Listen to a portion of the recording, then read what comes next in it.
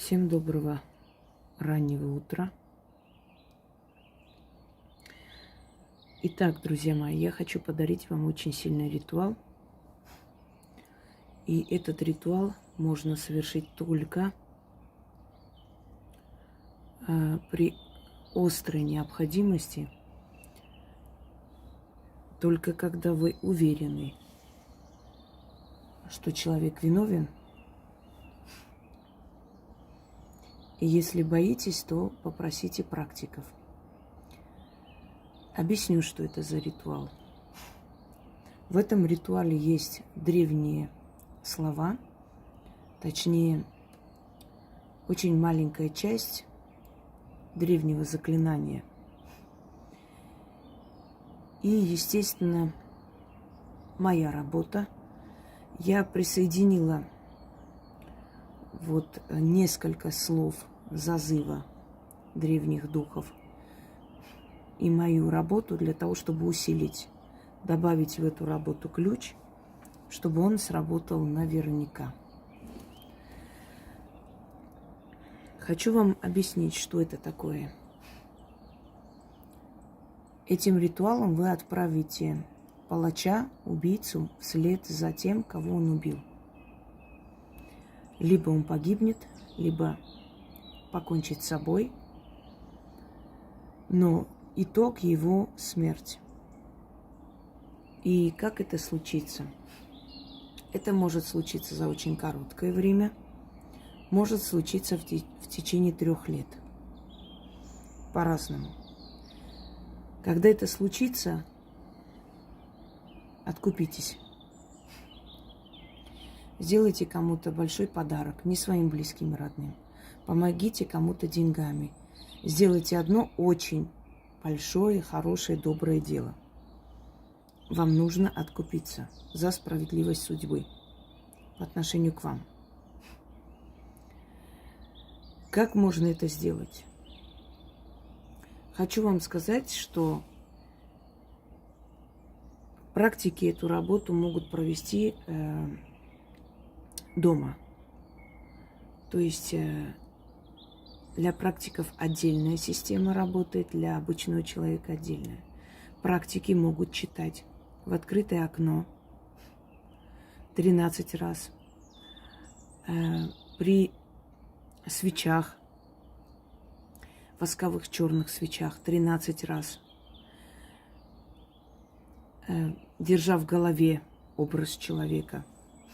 Либо, если это заказ, и если вы видите, что действительно это убийство произошло, и этот человек виновен, то вам нужна будет фотография.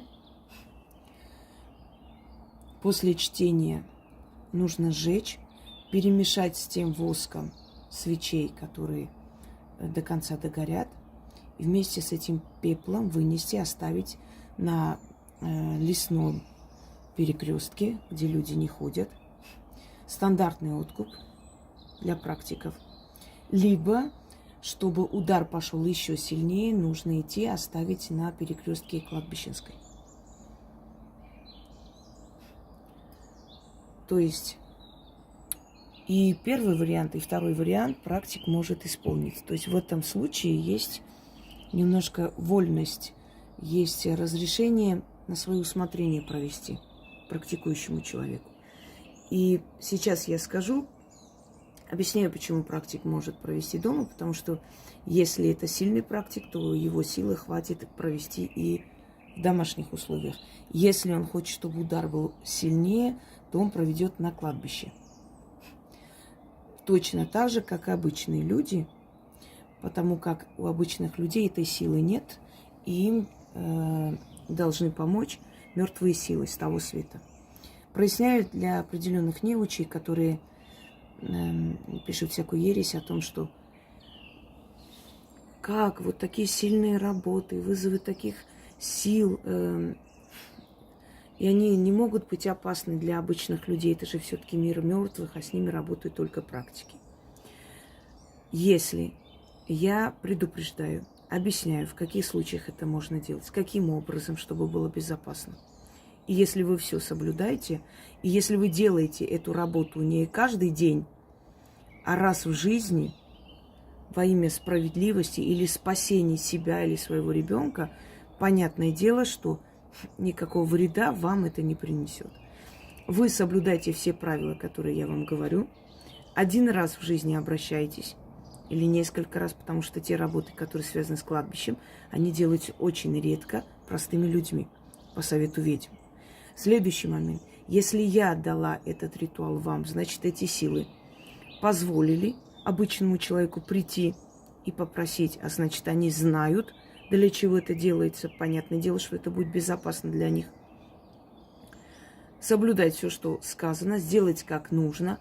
К таким работам прибегать очень редко и при очень острой необходимости. И правильно откупиться. Все. И никаких проблем. Понятное дело, что работать с кладбищем обычному человеку нельзя. Просто работать с кладбищем, лезть в кладбищенскую магию. Но это совершенно иное. Это обращение раз в жизни или несколько раз в жизни в самые страшные моменты к силам кладбища за помощью. Данный профессионалам заговором, понимаете? Поэтому здесь вот лишнее вот это вот кудахтанье вообще не к месту. Этим заговором, этим ритуалом я наказала много людей, которых я не знаю лично. Это произошло после Арцахской войны недавно. И вы знаете, каким пыткам подвергали людей, каким издевательствам, как страшно их убивали. Еще не все списки оглашены, и среди них есть и женщины. Что прошли эти женщины, мне кажется, не нужно вам говорить. И среди тех людей, которые это делали, участвовали в этом процессе, прошлась очень большая волна самоубийств. Не приписываю себе эту заслугу, точнее, не только себе.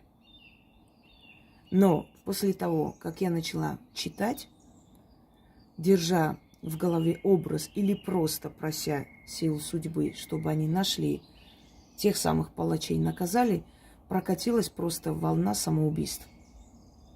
И идет до сих пор. Этот заговор я дала 2 людям еще по их просьбе. Все. Больше никто не знает. И сегодня я дарю вам. Значит так. Если вы знаете, кто убил вашего близкого человека, любимого, брата, мужа, сестру, мать, кого угодно, да хоть вашего соседа, с которым вы дружили, вы знаете убийцу или не знаете убийцу. Если не знаете убийцу, немножко сложнее. Если знаете убийцу, быстрее пойдет удар. Вот вы знаете убийцу, он отмазался, или он крупный чиновник. Только при убийстве, запомните, этот заговор в других случаях наказания не подходит. Для этого больше, то есть много дано других работ. Если человек убил и безнаказанно живет, либо вы не знаете его, так и не нашли, либо вы знаете, уверены, что это он. То есть все указывает на него. Ну, так получилось, либо он взял там символический срок получил, или вообще не посадили. Или посадили, но вы не хотите, чтобы он вообще жил. И такое возможно. Берете 13 черных восковых свечей. Для практиков вначале объяснила, не буду снова говорить. 13 черных восковых свечей. Стандартный откуп, то есть водка, черный хлеб и фотографии того человека, которого вы хотите наказать. Идете на кладбище.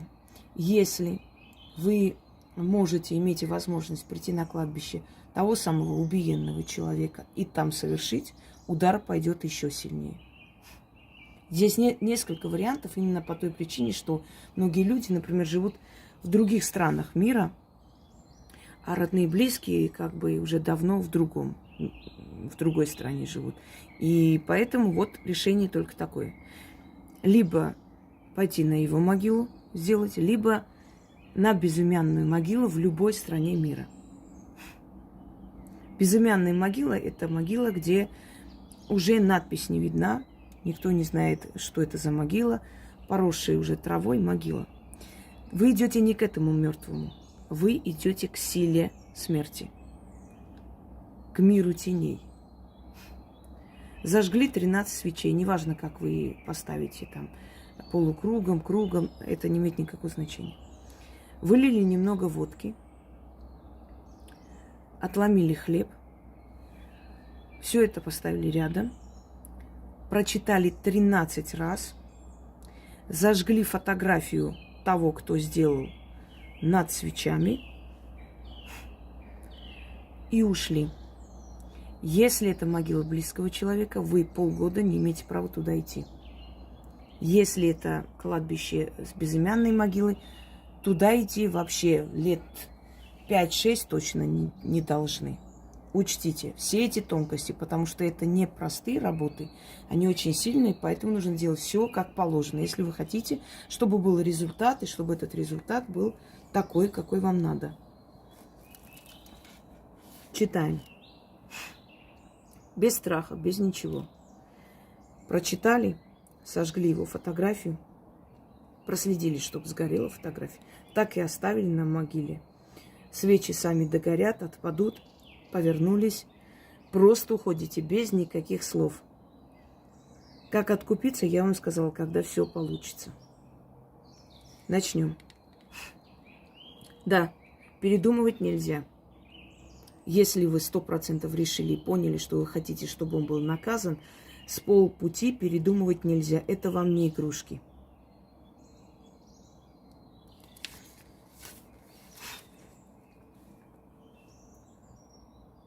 Я взываю к силам справедливости мироздания. Отомстите силы судьбы убийцы и Варнаку. Вместо дома пусть гроб получит. Вместо жизни могилу и тлен. Эй ты, вурдалак, злый день, кого убил, след за ним иди. В объятиях смерти пристанище найди. Да отвернутся от тебя стражники, да гниют твои кости, опухает нутро. В мучениях сдохни, ложись в гроб. Могила твоя пусть травой прорастет, и душа твоя покоя не знает. Мучается в царстве теней и блуждает, чтобы ты столько своих слез испил, сколько невинной крови пролил. Ведьмин час, мертвая кость, приди ко мне с того света, гость, и сотвори суд справедливый. Аш хомок, око усм, и над всеми великая сила судьбы. Заклято. Еще раз читаем. Читать нужно 13 раз. Я прочту 2 раза, у меня еще много чего нужно сделать. Поэтому сами понимаете. Как, что делать, объяснила. Я взываю к силам справедливости, мироздания. Отомстите силы судьбы убийцы и Варнаку. Вместо дома пусть гроб получит, вместо жизни могилу и тлен. Эй ты, вурдалак, злый день, кого убил, след за ним иди. В объятиях смерти пристанище найди. Да отвернутся от тебя стражники, да гниют твои кости, опухнет нутро. В мучениях сдохни, ложись в гроб. Могила твоя пусть травой прорастет, и душа твоя покоя не знает. Мучается в царстве теней и блуждает, чтобы ты столько своих слез испил, сколько невинной крови пролил. Ведьмин час, мертвая кость, приди ко мне с того света, гость, и сотвори суд справедливый. Аш хомок, око, усм, и над всеми великая сила судьбы. Заклято. Я извиняюсь, первый раз, по-моему, какую-то часть пропустила. Еще раз прочитаем на всякий случай. Пролистала. Усталость просто. Я взываю к силам справедливости мироздания. Отомстите силы судьбы убийце и Варнаку. Вместо дома пусть гроб получит, вместо жизни могилу и тлен. Эй ты, вурдалак, злый день, кого убил, вслед за ним иди. В объятиях смерти пристанище найди. Да отвернутся от тебя стражники, да гниют твои кости, опухает нутро. В мучениях сдохни, ложись в гроб. Могила твоя пусть травой обрастет, и душа твоя покоя не знает, мучается в царстве теней и блуждает, чтобы ты столько своих слез испил, сколько невинной крови пролил. Ведьмин час, мертвая кость. Приди ко мне с того света, гость, и сотвори суд справедливый. Аж хомок, око, усом, и над всеми великая сила судьбы. Заклято. Да, если вы не знаете, кто это сделал, просто идите, проведите. Силой справедливости судьбы сами его найдут. Но если знаете, уже объяснила, что делать с фотографией. И никогда не прощайте. Они должны получить то, что приносят в этот мир. Что дали, то и получили. И это справедливо. И ни о каком прощении говорить не нужно. Это рабское мышление. Пусть рабы прощают. А мы мстим. И мстим справедливо. Всем удачи!